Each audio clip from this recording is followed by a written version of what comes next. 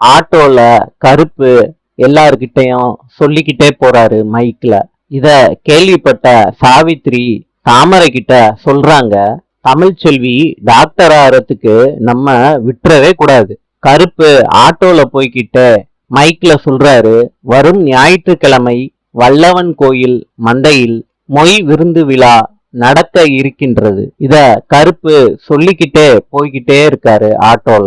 சாவித்திரி சொல்றாங்க ராஜாங்கத்துக்கிட்ட, ஞாயிற்றுக்கிழமைக்குள்ள ஒரு கடா வெட்டி பொங்க வைக்கணும்னு. ராஜாங்கம் சொல்றாரு, நம்ம ஊரு தலைவர்கிட்ட சொல்லி நம்ம பங்காளி எல்லாம் வந்து சேர சொல்லு. தமிழ் கிட்ட அவங்க அம்மா வசந்தி சொல்றாங்க, ஓசி கஞ்சி கிடைக்குதேன்னு அந்த இடத்துக்கு தாண்டி எல்லாரும் போவாங்க. சாவித்திரி சொல்றாங்க தாமரை கிட்ட, இந்த ஐடியாவுக்காண்டி தாண்டி இந்த வேலைய நான் செஞ்சிருக்கேன்.